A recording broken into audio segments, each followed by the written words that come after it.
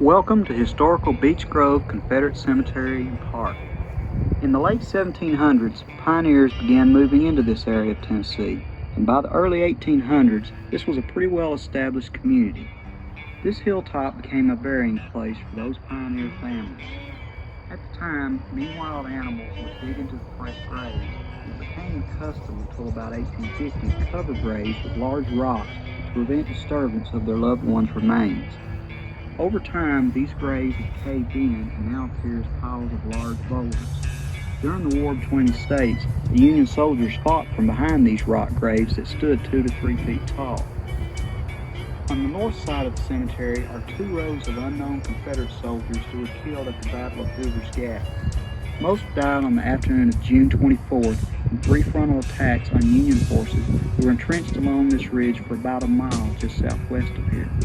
The interstate highway system has since passed through the center of the battlefield. Returning Confederate soldiers after the war found 50 of their comrades who had been buried on the battlefield now had their arms, legs, and skulls exposed to the elements.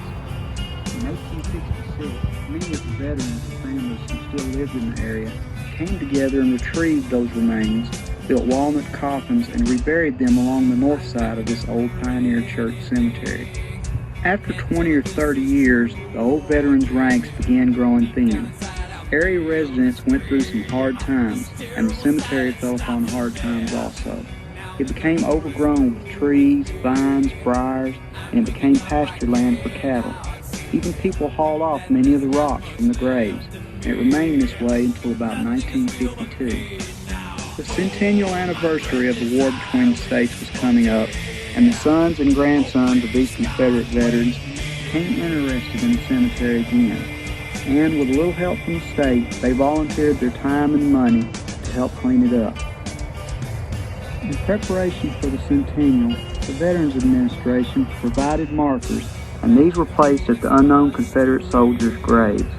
The large monument at the eastern end of the cemetery was made by the Sparta Monument Company, and it was installed along with a flagpole to fly the Confederate flag. 3 plaques were provided by the Tennessee Historical Commission, and they were placed at various locations in the cemetery. The old road that went through Hoover's Gap ran at the foot of the hill just below the large monument. During the war, there were places that the gap were only wide enough for 2 wagons to pass. When U.S. Highway 41 was built, the road was moved and the gap became a little wider.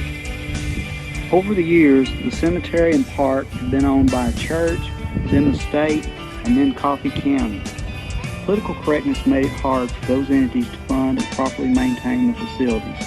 And in 1998, Coffee County officials deeded the cemetery and park to the Beech Grove Confederate Memorial Association, a nonprofit organization of members of the Sons of Confederate Veterans. Now the world is gone, I'm just one. Oh God help me.